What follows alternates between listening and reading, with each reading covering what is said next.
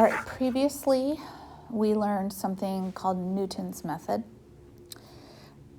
Today we're going to expand that a little bit more with Euler's method. Leonard was his first name, Leonhard Euler. He was a German mathematician that came after Leibniz, after Newton. The math that these guys were doing without calculators is just obscene, what they were doing. But a lot of what these methods were to accommodate the fact they didn't have calculators. And so they were trying to figure out, shortcuts to adding and dividing and multiplying and shortcuts to logs and any shortcut that would get them since they didn't have access to their calculator. So Euler's method is for sure a shortcut and improvement on Newton's tangent line. So that's what we're going to hopefully come out today. So we're going to start with Newton, just to review. Newton's method is to make a tangent line. All right, so what do you need to write any tangent line? Point and slope. All right, so Newton his method was to start at a particular point. So that was the beginning.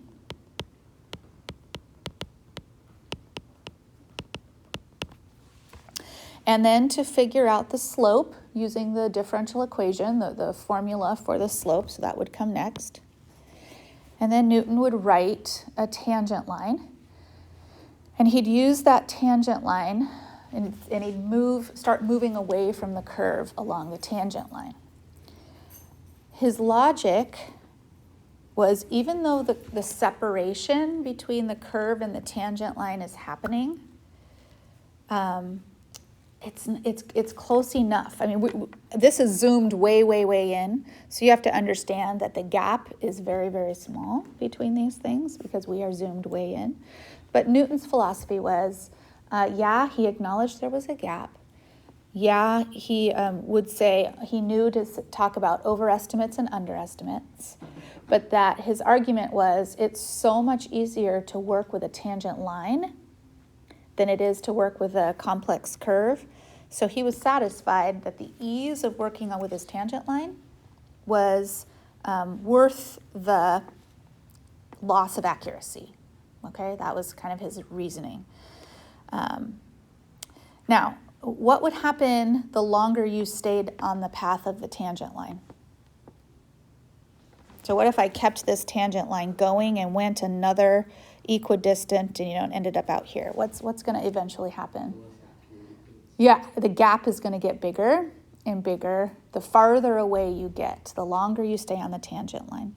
So that was clearly an inherent problem with Newton's method. It worked for about one rise over run, maybe another rise over run, but after that the accuracy became a problem. So that's where Leonhard Euler came in. So I want you to imagine, I'm going to try and sort of trace out, so let's imagine that this blue curve is continuing to curve up like this. So Euler says, once you've done the first rise over run and you've moved away, you started with your initial point, right? So the initial point, let's zoom in, would be right here.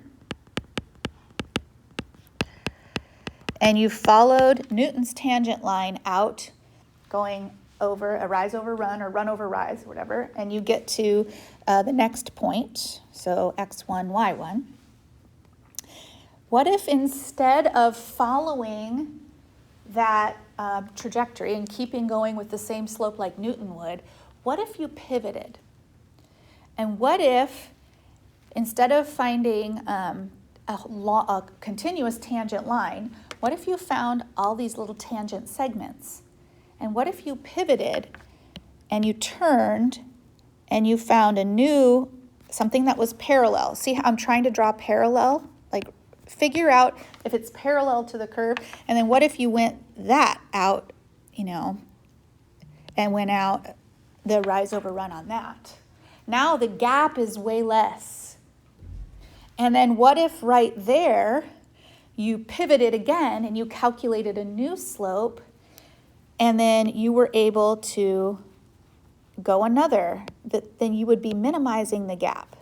So his idea was to do all of these little, instead of one long tangent line, was to do individual tangent segments to keep the error minimized, to keep the space between that consistent.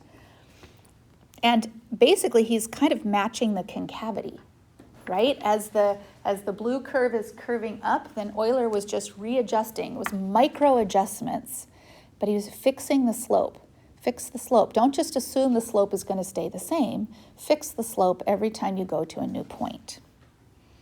Does his logic, does his reasoning make sense to you? So we're just kind of to like work out the math on that. So here's Euler's. You start at that same point. Okay, so you have your initial point right here. And you find the slope. And you do it for one iteration, but then establish then a new point with a new slope. Okay, a new point and a new slope, and then pivot. And then count that out, rise over run. And you get to a new point.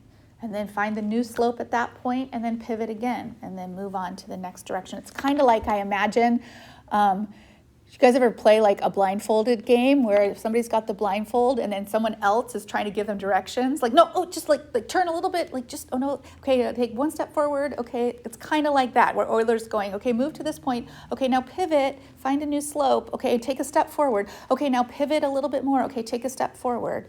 And all that is to try and keep you closer to the curve. So the result here, you'll be much closer in your estimate. We're going to do it by hand a couple times. Just like when we did RAM and TRAP and SIMP, we did a couple rectangles just to make sure we understand the process, but then we use a program to do 50 rectangles or 100 rectangles or 1,000 rectangles. Same thing here. We're going to do Euler's method a couple times just to practice the movement and the pivot and the movement and the pivot, but then your calculator, your Euler's program, is going to be able to run it, for lots of times. Yeah. And that approximation would get more precise if you use like smaller increments or like. Yes. So if you made, let me back up here. If you made this a lot smaller and you did your pivot right there, so your increment was smaller, you would even have more accuracy. So that's similar to having rectangles with smaller bases. The smaller the base of the rectangle, the more accurate. So the smaller the increment, the more accurate. You're exactly right. Good thinking. It shows up with negative concavity too. That you can be, if something has negative concavity, if you just keep pivoting and adjusting your slope, adjusting my slope, it then will mirror that negative concavity as well. Whereas if you had stayed on Newton's one would just have continued along here, and then, it doesn't match the concavity at all. So that is Euler's huge advantage, is that he can mimic the concavity, therefore minimizing the error. You can also go left to right. Your increment would just be negative then. So suppose that you had a sketch like this, and your initial point was over here.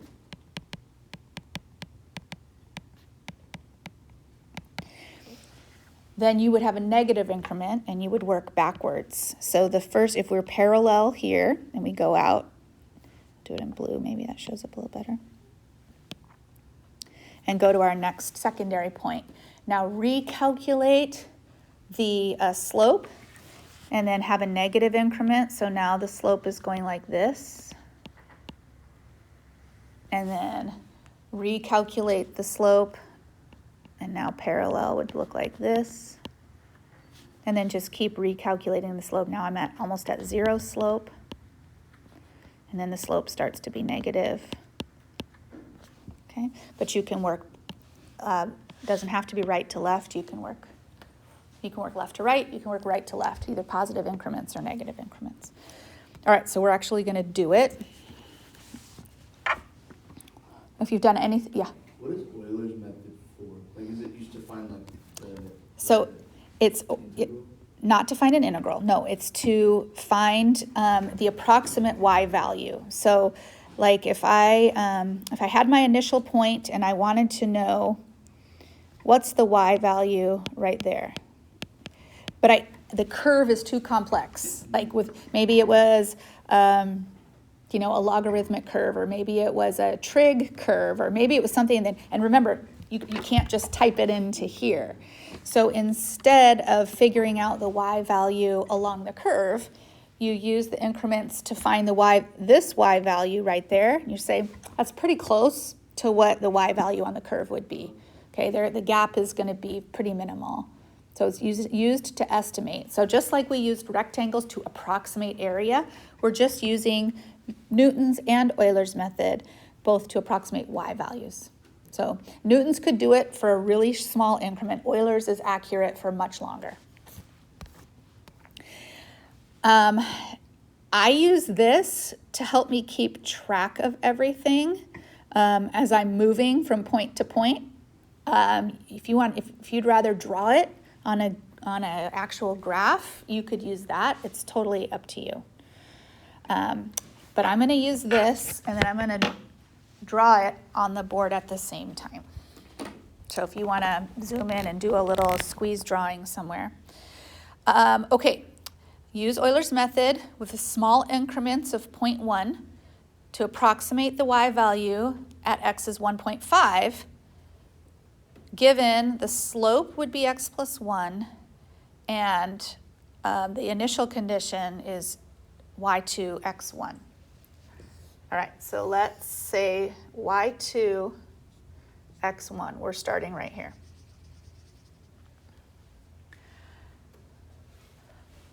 And I am I don't know the curve. I don't have a formula for the curve, but I am trying to find, if this is 1 and that's 2, I'm trying to find 1.5. And I want to know what's the y value at 1.5. So we are going to create a tiny little segment right here using the point and the slope. We're not going to go very far on it. We're just going to use a tiny little segment. All right, so what would the slope be at that segment if the differential is x plus 1? 2. How'd you get that, Grace? Okay, so 1 plus 1 equals 2. So now our little segment has a slope of 2. So if I followed Newton's method, I would go up 2 over 1. There's Newton's method. But that has taken me way far off the curve. I'm wildly away from where the curve is. So I want to back up, and I want to find an increment of just 1.1, and I want to figure out where am I at 1.1, okay? So if I have gone up 2 over 1, how far have I gone? Well, we know the x value. What's the x value? The x value is 1.1, so that's my new x value. But what's my y value going to be? Well, you have to think proportionally. If I've gone up 2 and over 1, but now I only want to go over to 0.1, what's the proportion of that I've gone? Well, what the proportion, if this was over 1, but this one is only over 0.1, Oh, like a 10. that's a tenth, right? The ratio is a tenth. So then if you've gone up this way, up 2, the ratio has to be the same, so you would only go up a tenth as much. So that's going to only take you up to 0.2 from where you were.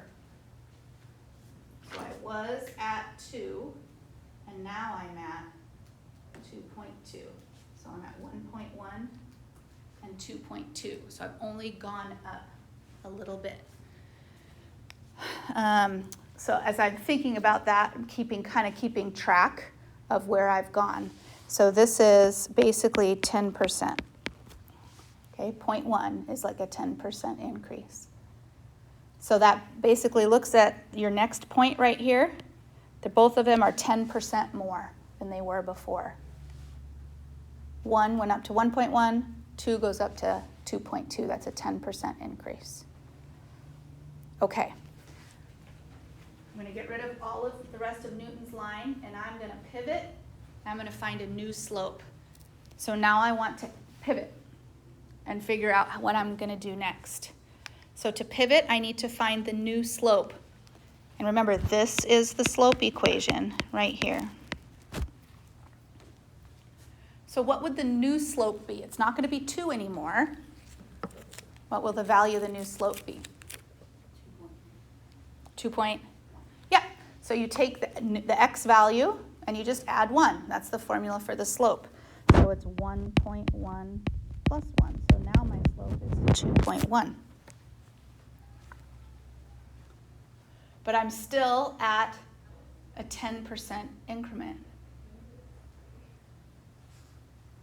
So I want to multiply and move up a little bit more. So I'm still at a 10% bump. The x values are always going to go up 1.1, 1.2, 1.3, 1.4. We're just going to keep going all the way up. So I know that my next value is going to be 1.1, but I got to figure out a 10% bump. Okay, well, what is 10% of this? 0.22. Okay, and so we want, no, sorry. What's 10%, not of that? I apologize. 10% of this. 10% of the slope. 0.21. Add that to the 2.2 that you just had. So add 0.21, and that gets you the next one. So to this, I added 0.1, and to the y's, I added 0.21, and that gets me to my next point. So now I've moved over a tiny bit more. So I pivoted just a little bit. And then we're going to do it again. I'm going to add 0.1 because that's my increment, so that'll get me to 1.3.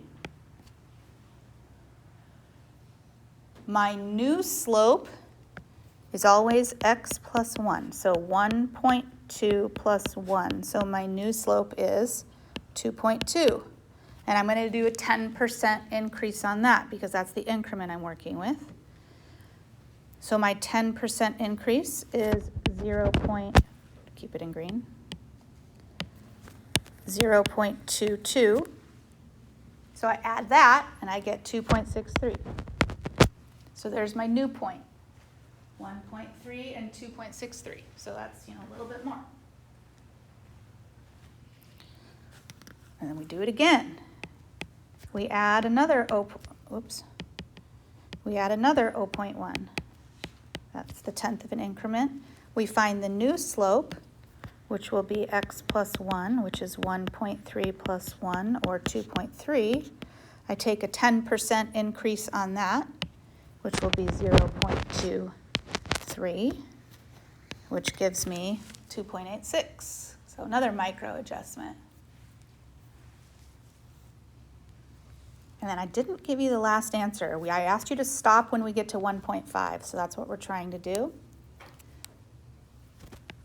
So we're going to add another 0.1. That'll give me 1.5, comma. And then our slope for this one will be x plus 1, or 1.4 plus 1, which is 2.4. Our increment is 10%, or 1/10. So we'll add 0.24. Right, what do we get when you add 0.24 to that? Go ahead, Giselle.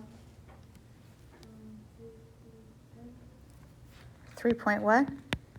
Okay, good job. 3.1 is correct. And that is Euler's estimate of the y value at 1.5, which would be wildly more accurate than Newton's estimate at that same value.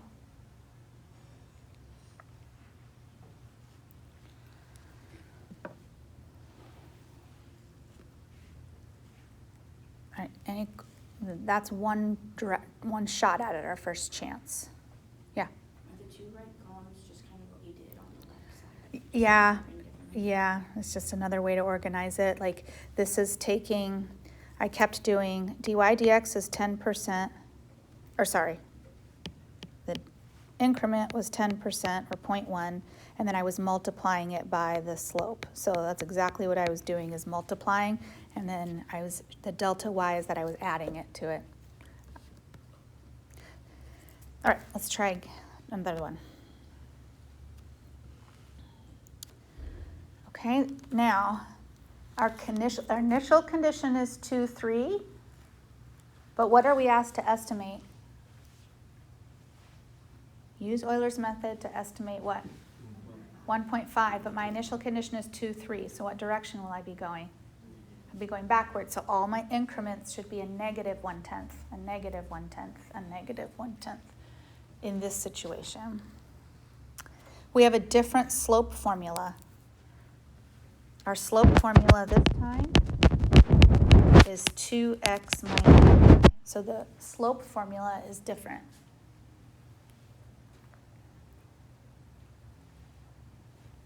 All right, well, let's figure out what the slope is. 2x minus y. That would be 2 times 2 minus 3. So our slope is 1. So what I'm going to drop is a negative 0.1 and a tenth of the slope would be another, in this case, negative 0.1. So they both have, the x change is always consistent. The y change will be different every time. It'll be a tenth of the slope, a tenth of the slope. So my points become 1.9 and 2.9. Now I want to make a micro adjustment and find a new slope. So my new slope will be 2 times 1.9, 2 times x, minus 2.9. That's 3.8 minus 2.9. That's 0.9 is my slope. So the x value is going to consistently drop by negative 0.1. The y value changes differently now. It'll be a tenth of the slope, so that would be negative 0.09.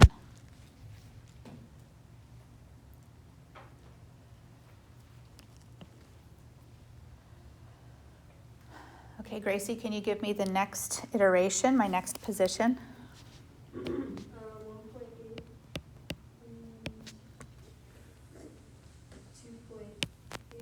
2.81. 2.81, good job.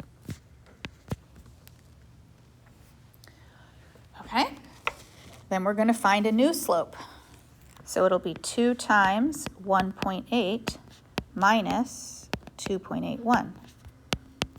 That's 3.6 minus 2.81.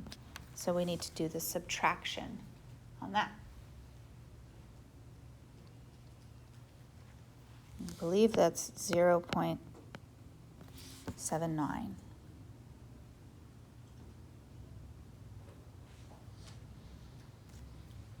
Okay, Henry, Shambari, can you tell me what the point is going to change by for each coordinate? How much is the x going to change by? Negative 0.1. Okay, and then how much is the y going to change by? Negative 0.08. Wait a minute. Shouldn't it be 1/10 of 0.79, or did I do some subtraction wrong? No, you're right. So not 0.08, but 0. 0.79. There we go. Okay. All right, so my next one, we're getting there. It's going to be 1.7. And then it'll be 2 point. Okay, now we have to subtract from that. So 2.721. Boy, I'm doing all the subtraction in my head. 3.1? Oh, yeah, because I have a 1. Okay. All right. Another micro adjustment. Okay, so 2 times the x value of 1.7 minus 2.731. So that'll be 3.4 minus 2.731. So that will be 0.669. Okay, we're almost there. We just got to get to 1.6 and then 1.5. Okay. All right, Casey, tell me what my adjustments are going to be on my point. Okay, I'm going to take away 0.1, and what else am I going to take away? Okay, and you want to just tell me the next part. So 1.6, comma, 2.6641. Ah.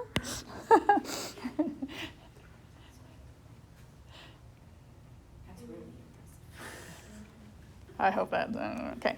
All right, so then finally, 2 times 1.6 minus 2.6641. That'll be 3.2 minus 2.6641, which is going to be 0.5359. You better check me.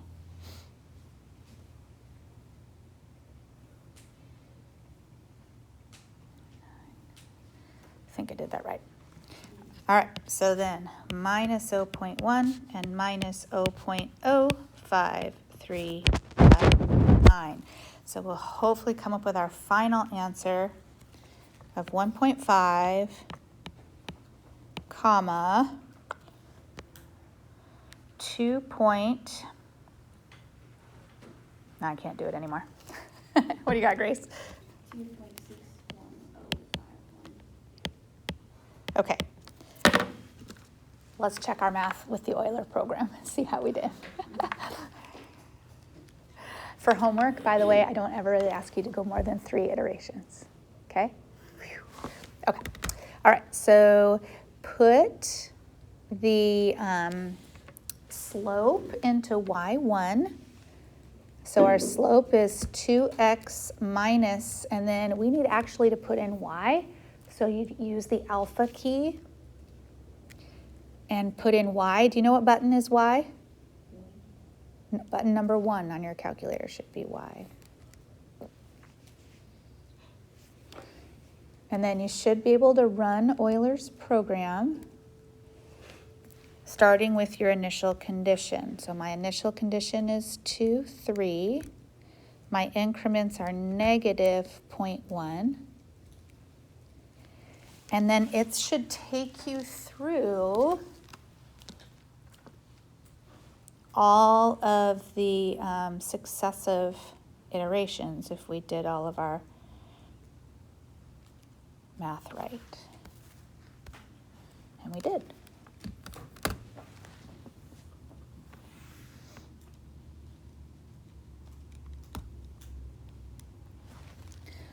The last thing I want to talk about, okay, we could do this one on our calculator. So use Euler's method program to estimate f of 3, starting with 2, with 5 increments. So if I want to go to 2, from 2 to 3 in 5 increments, how big will the increments be? Too big. Not quite. 1/5. Okay, from 2 to 3 is only an increase of the x value of 1. Oh. Divided into 5. So your delta, your increments, are going to be 1 divided by 5, which is 0.2. All right, so let's run this in Euler's program. So your program should be x plus y. Your program will start with the initial condition 2, 0, and an increment of 0.2. So run that until you get to f of 3.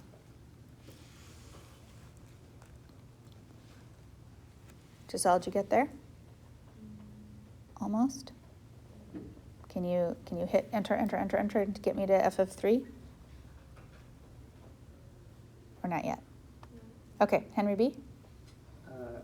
When x is 3, y is 1.67232. Uh-oh, either I put something wrong in or you did. Okay, that's what I got too. 3.46496. Okay, Oh, I see. all right. Now, will this over or underestimate the actual value?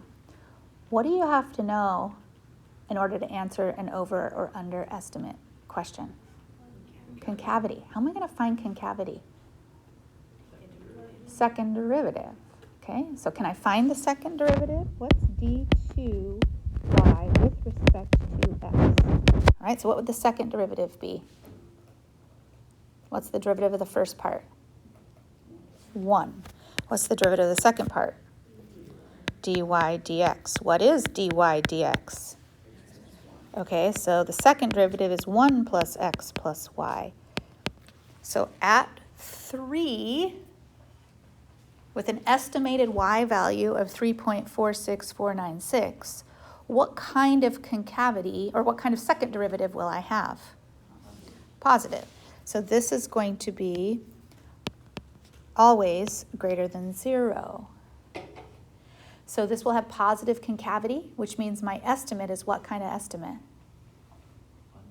Under, right, because the positive concavity is pulling it like this, and all of my estimates are going to keep following that concavity, but they will always be under because of the second derivative being positive.